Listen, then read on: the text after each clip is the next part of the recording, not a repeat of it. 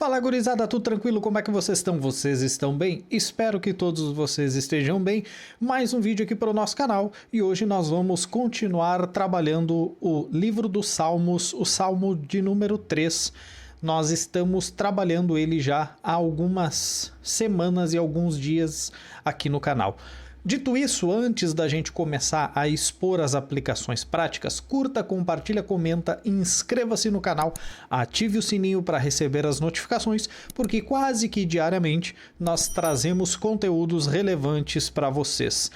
Sem mais delongas, vamos à leitura do Salmo e as aplicações práticas para a nossa vida que esse Salmo pode nos trazer. Versículo 13 e 4 do Salmo capítulo 3. O Salmo de número 3, versículo 13 e 4 diz o seguinte na Almeida Revista e Atualizada. Tu, porém, Senhor, és meu escudo, és a minha glória, o que exaltas a minha cabeça, e com a minha voz clamo ao Senhor, e ele, do seu santo monte, me responde. Então, gente, desses dois versículos que nós trabalhamos aqui do Salmo, capítulo de número 3, nós vamos tirar algumas aplicações práticas aqui no versículo 3, que diz o seguinte: porém, tu, Senhor, és o meu escudo, és a minha glória, o que exaltas a minha cabeça. Naquelas brincadeiras que eu sempre faço com os irmãos, de que na Bíblia de Estudo do Danner, ela teria um subtítulo nesse versículo, que eu sempre costumo colocar nos versículos no qual eu faço aplicações práticas ou exposições. O versículo 3, se eu tivesse que resumi-lo, seria a glória de quem confia no Senhor.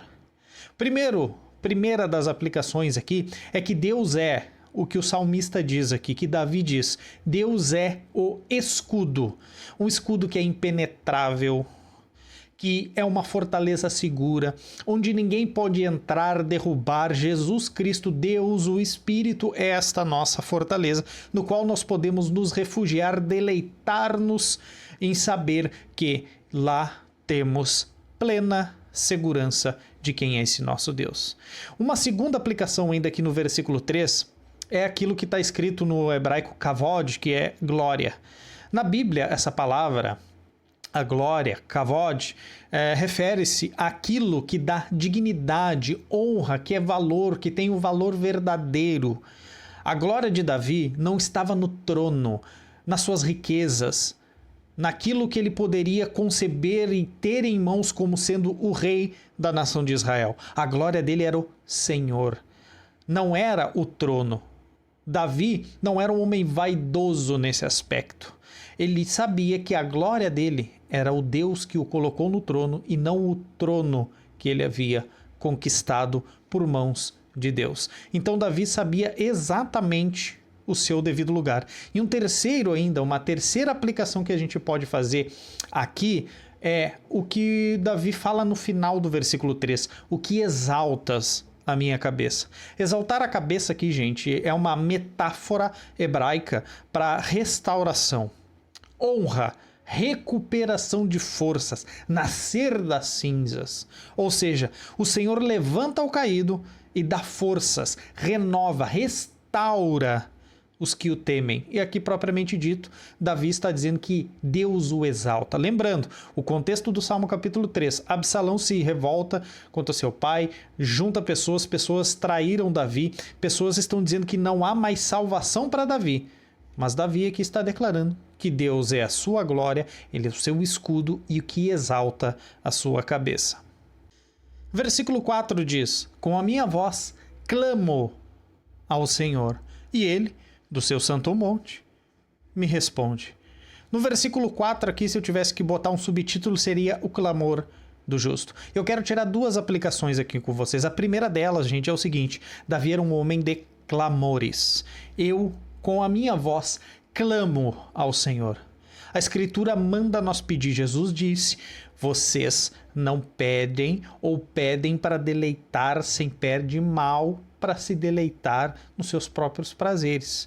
A Escritura, Cristo mandou que nós devemos pedir. Davi era um homem que clamava a Deus, Davi era um homem de orações a Deus, Davi era um homem de louvores a Deus, ou seja, uma vida de devoção total a Deus. Tanto é fato que a gente viu aí no versículo 3, ele dizendo que Deus era o seu escudo, Deus era a sua glória e era o que Deus, o próprio Deus exalta a minha cabeça, ou a cabeça de Davi, aquela metáfora para erguer e restaurar Davi. Então, gente, Davi era um homem de clamores. Ele sempre foi um homem de orações, clamores e louvores a Deus. Muitas das vezes a gente não conquista, a gente não recebe, a gente não tem sucesso em algumas partes da nossa vida porque não clamamos, ou quando clamamos e pedimos e oramos é com más intenções, e Deus não vai atender esse pedido, porque é um pedido que está fora daquilo que existe de ética que Deus ensinou para nós. Mas aqui, lembrando sempre o contexto do capítulo, Davi estava sendo injustiçado, perseguido pelo seu filho, pessoas estavam o traindo e dizendo que não existia mais salvação em Deus para ele.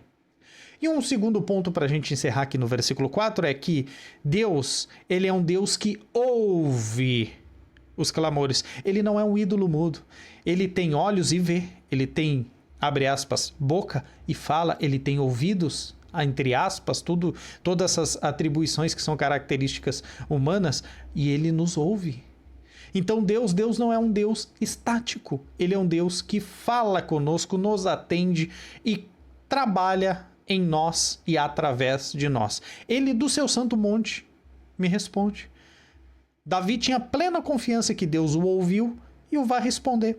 Deus responde. Ele tem uma atitude pessoal para comigo e para contigo aí do outro lado da tela. Esse é o Deus que nós cremos e servimos. Ele não é um ídolo mudo, que está lá estático, que se você der um tapinha, cai aquela imagem, ela se quebra.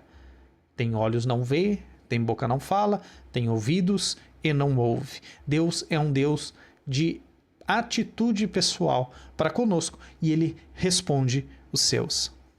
Se tu ficou até agora, curta, compartilha, comenta, inscreva-se no canal, ative o sininho para receber as notificações, porque quase todos os dias nós trazemos conteúdo relevante para vocês aqui. Aqui não é só teologia, aqui não tem barraco e nem fuxico gospel como nos outros canais aí. Nós trabalhamos teologia de uma forma séria, de uma forma didática para trazer um ensinamento, um esclarecimento para vocês que gostam de estudar teologia. Então não custa nada. Ajude o canal a crescer, a chegar aos 1000 inscritos, compartilhando, enviando o link para pessoas, pedindo para se inscrever no canal, porque é gratuito, a gente não cobra nada e traz conteúdo relevante para vocês aí. Teologia prática e teologia teórica, a gente trabalha aqui de forma séria e gratuita. Duvido que os teus gurus da estimação não estejam cobrando cursos para ensinar vocês aí.